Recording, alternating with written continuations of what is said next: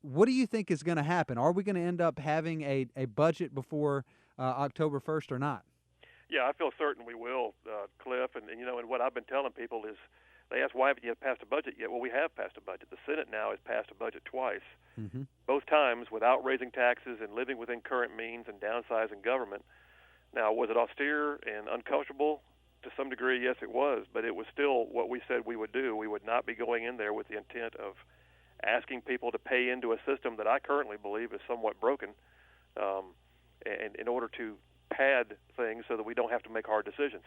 So that's where we are right now. And I'll be glad to talk more about those hard decisions if you want to. Yeah, absolutely. I mean, I want to talk about several different angles on this. I want to get into some of the specifics of a possible solution to this, but I want to start with kind of the politics of it. You know, one of the things that we have noticed over the last several years is the legislature and the governor have not always been on the same page. But by and large, the Senate and the House have worked pretty well together, Republicans in the Senate and the House, in advancing a somewhat unified agenda for the most part. And that's allowed you guys to accomplish some pretty significant reform. This year has been really the first time that I have noticed that there has been an intense difference of approach between House leadership and both Senate leadership and the rank and file Senate members over how to approach this. I mean, it seems like right now House leadership is pretty much bent on raising taxes, which is what the governor has wanted kind of all along. The Senate has held the line on that. What do you think is the biggest barrier between you guys being able to come to an agreement and getting a budget passed through both houses? You know, and that's interesting you say that, because it is frustrating. And I'll say this: when it comes to, if you had 10 bills before you, the House and the Senate Republicans are going to agree on at least 9. And it's certainly, you've got 140 Type A personalities, and there's going to be differences of opinion. That being said, I was a little chagrined to find House leadership moving towards some taxes. I say some because not all of the proposals the governor has put out there are even considered by any of us.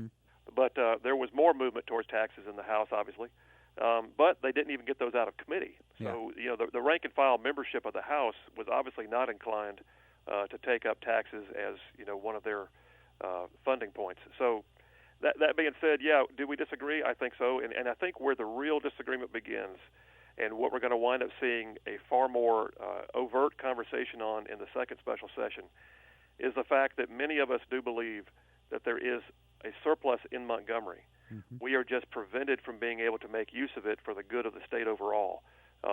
Now, talk to the folks about why that is. I mean, you say because a lot of folks right now are being inundated with messages out of, whether it be the governor's office or even some legislators saying, we have a giant deficit, we're short on money, what are we going to do? And it's all these kind of, chaotic doomsday type scenarios. You're saying there is a surplus in Montgomery. How could that be possible? Well, first of all, and a lot of folks don't realize this, we're one of only 3 states that has split budgeting. Everything in the world, education, is in one budget. Everything else in the world that it takes to run a state, like corrections, Medicaid, mental health, state troopers, all of that, is in the other budget called the general fund. Years ago, the teachers union, was very adept at getting what they needed, which was putting all of what we call the growth revenues, the taxes that are already there that go up when the economy's good. Those are all there just for education. So when income tax goes up because the economy is good, or sales tax goes up, those are funding education. And right now it is predicted that with the budget we just passed for education, which is not being touched, which was one of the largest education budgets ever in the history of Alabama, almost $6 billion, that by the end of next fiscal year, the budget we just passed, they will have roughly a $350 to $400 million surplus in the education budget. Now, I don't mind government not spending every dime they have. I like having a savings account. But the truth be told, on the general fund side, we are, depending on who you talk to, anywhere from $180 to $265 million short of last year's level funding spending that we had on general fund. So here we are, $350 to $400 million headed towards a surplus in education budget, but the general fund can't even level fund to last year's spending. So that being said, yes, there's a surplus in Montgomery. And then you have other issues. You have some departments that have what we call rollover accounts at the end of the fiscal year. They have a surplus. They're not required to put that back in the general fund. Those roll over to their use next year, and they still get their appropriations from the budget. And we fixed some of that, but some of them still have their golden calf rollover budgets. and I can name a few. But then this other piece, one that was considered this year, was Forever Wild, which I'm a supporter of. But Forever Wild program, which is also administered by the same department, conservation, that deals with parks, they have the opportunity through tens of millions of dollars they get through oil and gas trust fund to be able to purchase additional lands, but they don't take care of the parks. So we had a bill to ask them to do both, take care of your current lands and take care of the parks and relieve the general fund of some of the burden we carry for parks and keep the parks open. Now, and, of course, the Forever Wild proponents went crazy. And what we're basically seeing, Cliff, is everyone's willing to have someone else shoulder the burden. Right. Well, one of the things I wanted to ask you about that you just mentioned is this surplus in the education budget, and this was created by what was called the Rolling Reserve Act, and essentially what that did was it capped education spending. It capped its growth, wouldn't allow it to grow past certain points. Anything above a certain amount of money that comes into the education budget would go into this rolling reserve account as a savings account that when there were lean years, it would help avoid proration, that you could take money out of this rolling reserve to patch whatever hole in the education budget that there was. Now, what a lot of folks are saying, even some Republicans are saying, if you take this money out of the rolling reserve and use it to patch the hole in the education budget, doesn't that just roll back one of our key reform measures that we made that has kept proration from happening since Republicans took control? How would you respond to those folks in advocating for using that money to fix the current budget situation? Yeah, thanks. It's a great question, and we did put that in place. It was a measure that had never been there before, which is why the last several years prior to the Republican takeover in 2010, the education budget constantly went into proration because while they may pass a budget, it's not balanced if it prorates. Mm-hmm. So the end result there is we passed the Rolling Reserve Act, just like you said. My answer to that is we're not breaking the reserve. We're not in any way reopening the education budget and diminishing their current spending levels or breaking the reserve program. What we're doing is saying that some of the growth revenues that are only allowed to be used for education should in some degree be shared with the general fund, because my argument is you can give a kid the best education in the world, but if the state they live in does not have good infrastructure, safe streets, mental health programs, court systems that are not clogged up, they're going to take that education and move somewhere else. So we have to have a statesman-like approach to the overall state issues. That means the general fund has to be healthy or the education budget gets dragged down. So that being said, my argument is we don't break the reserve program. You still do it. We're not taking away so much that we would kill the reserve they have now. What we're asking for is for a component of that to be put in. And the conversations that have not gotten a lot of attention so far have been that even if we did that, we were talking about generating other opportunities to backfill the transfer of growth taxes so that the education spending and reserves would likely stay roughly the same or more. But again, the golden calf, don't touch my stuff. That's right. The argument we constantly hear. Don't touch my stuff. Well, we're talking to State Senator Phil Williams.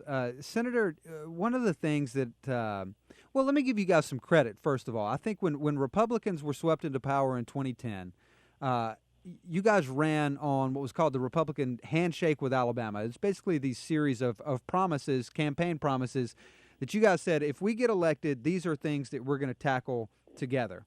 And to your credit, you did most of those things. I mean, I think that's one of the very impressive things that I've noticed, and one of the reasons why I think that the Republican-controlled legislature has maintained a pretty healthy approval rating for a legislative body is that you just flat out did what you said. And so I want to give you guys some credit for that. Now, this year is really the first time that I can say, not as a commentator, just as a conservative outside looking in on this, that I felt some disappointment because I think while you came in with this real appetite for reform, we're going to take on Montgomery, we're going to reform education, do things that we were never able to do, we're going to focus on economic development, we're going to keep taxes low. That appetite for reform has suddenly, in my view, really slowed down. What is your take on it? Do you feel like that appetite for reform has kind of gone away a little bit? And if so, why do you think that is? You know, it almost sounds too political to say this, but I'll say yes and no. The appetite is still there to continue moving our state into the position that we remain one of the most conservative states in the nation, which we are. I like to say that 2010 was the year that our politics finally caught up with our populace, because the populace was already conservative, but the Democrats had a lock on the actual politics. Yeah. And we fixed that. I was frustrated this past year as a huge pro-life proponent that we didn't have pro-life legislation taken front and center on some of our social issues. I know there was a lot of concern about Common Core. It didn't even come to the floor for debate. Mm-hmm. So those types of things frustrate me as a member of the body. Was it because we didn't care anymore? No, not at all. I think probably what you saw this year was the budget matters took up so much consuming time, and believe me, they did. And I get fussed at all the time. Williams, don't waste time on that other social issues. Don't worry about gay marriage and all that stuff. Work on the budget. Well, we can do both. Yeah. But to some degree, I will say, the budget matters this year were very consuming, as a result of now we're going into a second special session on that issue. And so I think if there's any slowdown at all, it was only because we had such pressing matters weighing on us that we're constitutionally required to take care of, that we couldn't quite get to everything else we wanted to do. Well, but even with the budgeting stuff, I mean, I guess this may be the main area. And certainly, I've had some frustration with some of the pro-life stuff as well, as it sounds like you have with some of your colleagues. But on the budget issue, to me, this is certainly, these are difficult decisions. It's a tough task to make a budget for the state. I mean, I don't want to diminish that in any way. But when I look at this and I think about the fact that most of the Republicans ran on a platform of, we're not going to raise your taxes. And so if you go ahead and let's just say we're going to keep our promises, let's take that off the table. And you look at what some of the solutions are. You referenced that we're one of only 3 states in the country that has 2 separate budgets. We earmark 90+% of our money, giving no flexibility in lean years to set spending priorities. It seems to me that at bare minimum, some reform measures to earmark some of this money, and perhaps even combining these budgets, that would be the direction that would be heading. But this is the budgeting area is really the area where I haven't seen a lot of appetite for reform. Well, and I think that's only because, not speaking for me on this, but to some, that's a scary proposition. You're talking about basically changing the foundation of the house, and it needs to be done. The argument that we should not unify the budgets. Now, and I'll be honest with you, let me step back into that for a second. Unifying the budgets, Medicaid and corrections take up 55% of the general fund all by themselves. And we put several reform measures on top of those 2 things, trying to curb their growth and yet do so in a responsible manner. Those are still taking effect right now. Prison reform just passed. All that to say, I would be a little bit leery about combining the 2 budgets right now until I know we've got Medicaid and prisons under control. Otherwise, they consume everything else. But that being said, the people who are defending the education reserve and surplus spending, like their golden calf, like I said a while ago, had better understand that if they don't start trying to help us have a healthy general fund alongside the education trust fund, that the cries to unify those budgets are going to be even sharper. Yep. Well, so if they want to protect what they've got, they better start helping with the other side. And you're right. There are a lot of moving pieces to reform on this. It's not just like you snap your fingers, because you reference Medicaid and corrections, the growth in spending on that. There would have to be some kind of cap on that, and there are other bills. So it's not just like one bill passed and we got all our problems solved. So I hope I didn't make it sound like, well, this should just be easy, because I know that it's not. No, not at all.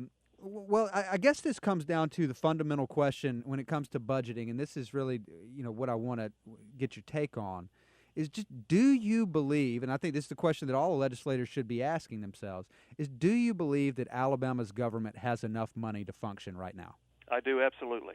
And I've been saying that, on every opportunity to be interviewed like this, or in my own personal blogs, or on my Facebook page. I really do believe that right now it is apparent that we do have enough money in Montgomery to do all the things the governor says he wants to do. All those executive branch departments and agencies, there's enough money in Montgomery to bring us back to level funding as we were last year without any loss of services. There's enough money to keep my court systems moving and the AG's office doing what it does and the state troopers on the road.